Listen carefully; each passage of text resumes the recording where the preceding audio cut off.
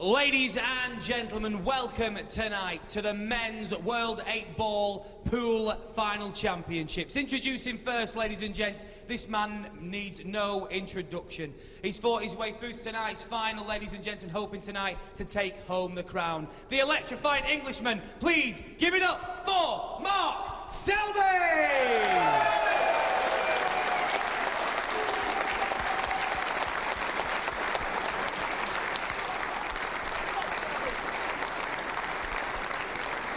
And his opponent tonight, ladies and gents, one of the most explosive players the competition has seen in years. Will you give it up for the one, the only, the dynamite man, that's Mr. Darren Appleton.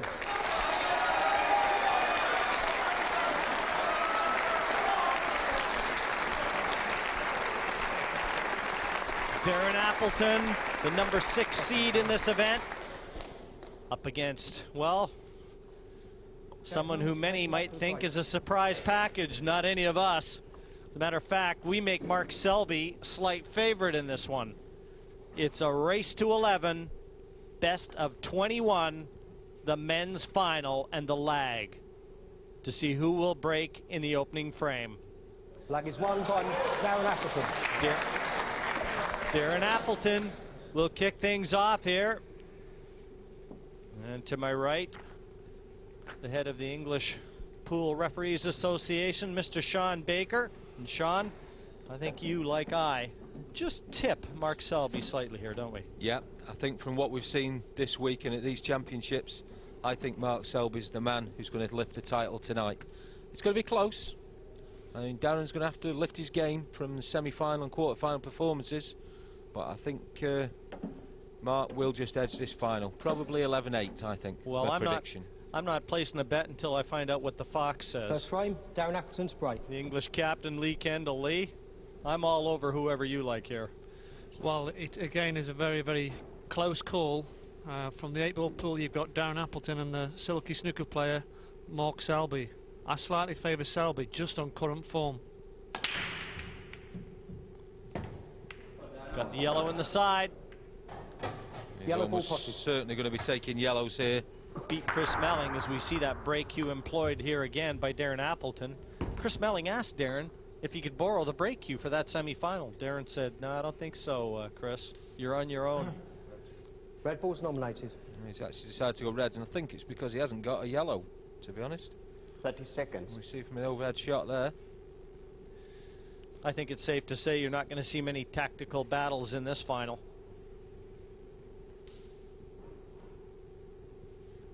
And I think it's also safe to say Darren knows he's got to raise his game. Red ball's in play.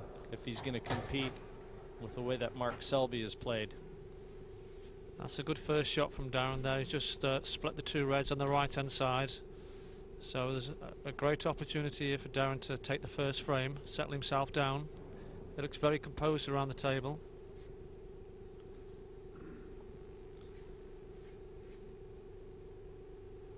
And you heard Darren in the pre-match interview just alluding to the fact that he had beaten Selby 8-0. Now, Lee, on my records, that was in this tournament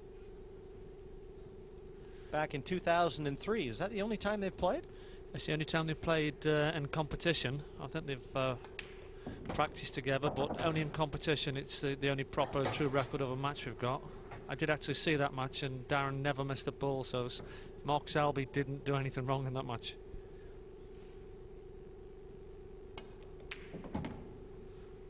Now the 8-ball on the bottom right-hand corner looks like it passes a yellow, so it's just a matter of Darren just negotiating the cue ball around these three reds for a simple 8-ball. And this is just the start Darren will have wanted in this match. So just to settle any nerves he may have. He's certainly a man with nerves of steel. I don't think you'll see too many mistakes from these guys tonight.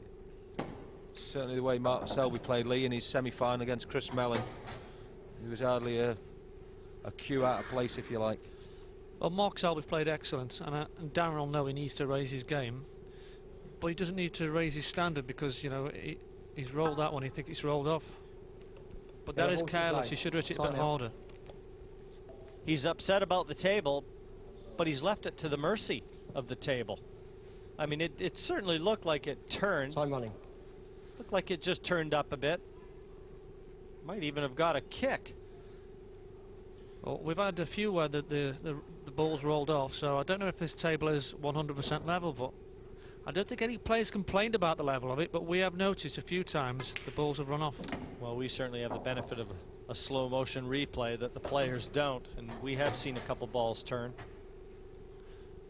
Now, Mark will probably attack here, but he could quite easily just roll the yellow over the bottom right, played the snooker, and got the 8-ball pocket there. Because he has got a yellow tied up on the left-hand side rail, but it isn't really what Mark Selby tends to do. He likes to try and take finishes out. But going for the finish does give Darren a chance.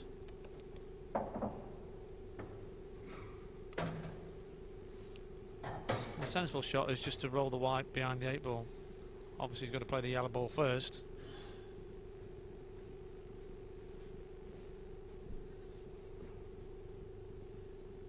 Taking lots of time, and that was a quick glance to check the clock.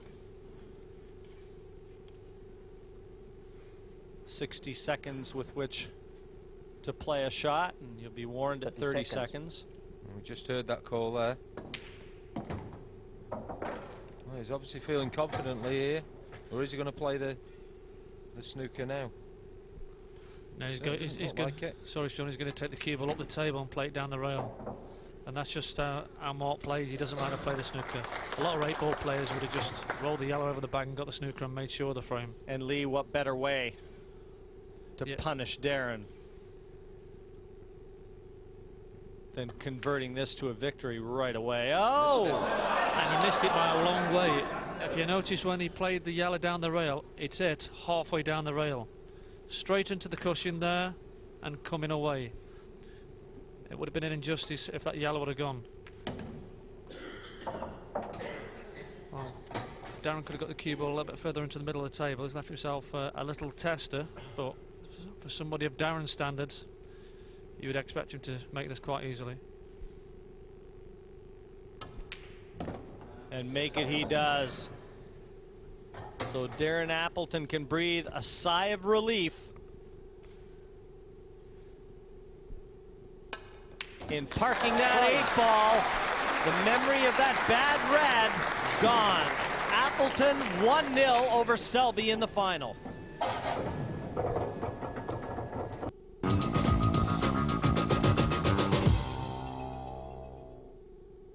Appleton happy with the rack, and at 1-1, the number 6 seed going to be looking for a ball down on this break in frame number 3.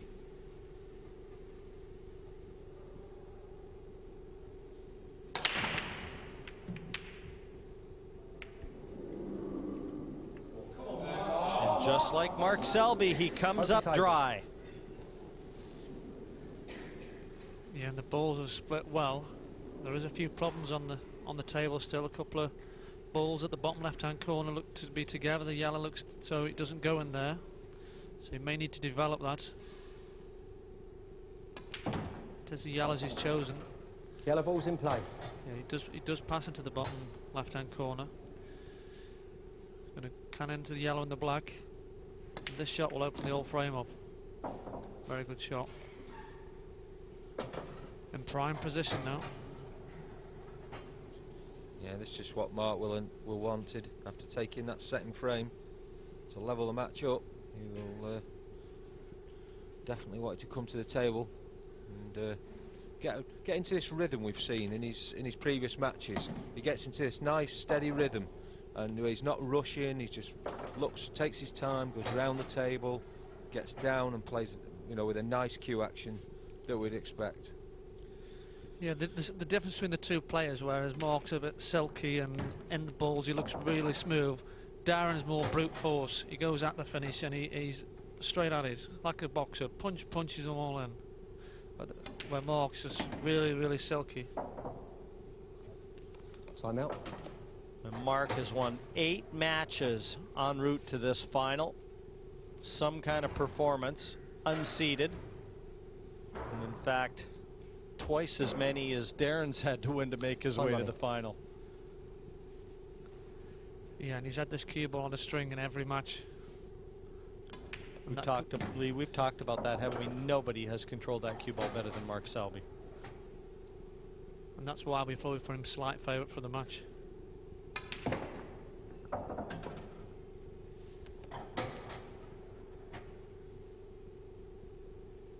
Selby takes his first lead of this men's final. 2-1 over Darren Appleton. He swiped the break, and it'll be Selby to break in frame number 4. Facing a 3-1 deficit, Appleton comes to the table to break in frame number 5. And he's got to start making something happen. Open table. Good rack, bad rack, doesn't seem to matter. Darren can't buy a ball off the break. I don't think there's been a ball made off the break in this match so far. Now, looking at the table that Mark's faced with, he's got a red and a yellow which is tied up on the right-hand side. He's elected the yellows. I mean, there's probably just enough room for the cue ball to go past that and cut the yellow down the rail, so there is an opportunity for a finish.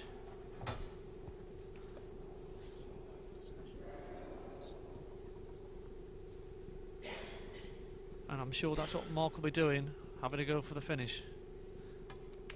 Lee, he just looks so composed, so controlled. You know, he's almost intimidating watching him, even from the comm box. Yeah, he looks the ultimate professional, very, very cool. And when you speak to him off the table, he's no different. He's a nice lad.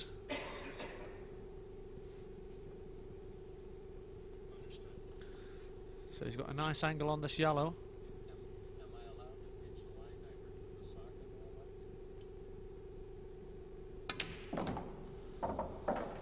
He just knocks these colors in with robotic regularity. What he's doing now is looking at taking this one bottom left to leave himself an angle on the one that's on the bottom rail to go in and disturb. I think he should be okay because there's a yellow that goes into the left-hand middle from the look of the table there, Lee. Yeah, he's overcut that one, but he's fine. Now this is a tricky little shot. He'll want to play the yellow into the bottom right-hand corner and bring the cue ball up and probably just rest on the red above the yellow.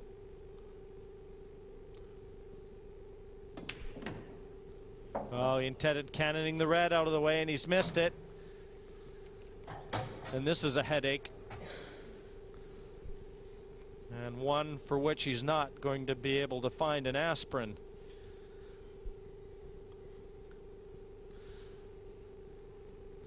But he managed to clear the headache in the last frame, so Darren will be ultra cautious to make sure that he doesn't leave him a possibility of a finish when he gets to the table, because there's no chance of Mark clearing up on this finish.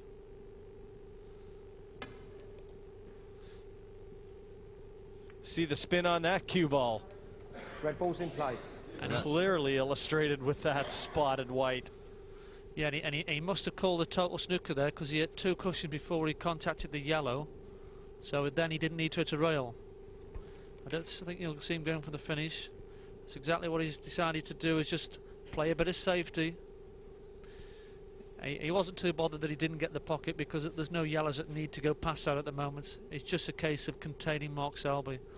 If he moves the yellow, the one that he's pointing at, he knows that Darren's ball's going to be promoted. I'll tell you what, he's looking as if he could get behind it and maybe knock it into the opposite corner, the opposite middle pocket. It's a dangerous shot, this is. And I was just going to say, he could be locked behind the red.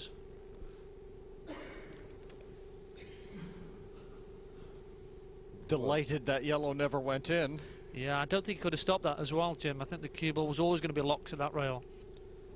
And I tell you what, you can tell you now that Darren Appleton is not going to be impressed with this.